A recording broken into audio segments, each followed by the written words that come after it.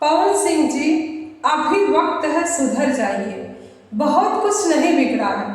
7 साल की शादी में आप लोग पति पत्नी की तरह, अभी समाज के सामने उस तरह से दृश्य नहीं आया। 7 साल में तो बच्चे हो जाना चाहिए था, बच्चियां हो जाना चाहिए था, लेकिन आपको ने ज्योति सिंह की जरूरत नहीं है, अक्षरा सिंह की जरूरत नहीं थी, नीलम की जरूरत नहीं थी, रीना राय की जरूरत नहीं थी। ये 4 लड़कियों की जिंदगी आपने बर्बाद करते करते आपकी आधी उम्र बीत गई कि अभी इससे भी बेहतर ढूंढूंगा, अभी इससे भी अच्छी ढूंढूंगा।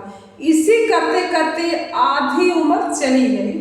अभी आज तक आपकी लाइफ में इससे इससे इससे बेहतर कोई नहीं आया। इसी की तलाश में आपने 4 बीवियों को खो दिया, 4 लड़कियों को खो दिया। वो वाह, वो तड़प, वो आंसू कहीं जाने वाला नहीं है। सब आपको मिलेगा और इस पब्लिक के सामने ही मिलेगा। आप जीते जी हर चीज का देख के जाएंगे कि एक महिला, एक अबला, एक असहाय नारी की आंसू में कितना पावर होता है। जिसको भगवान भी नहीं बर्दाश्त कर सकता, वो पाप आप कर रहे हैं।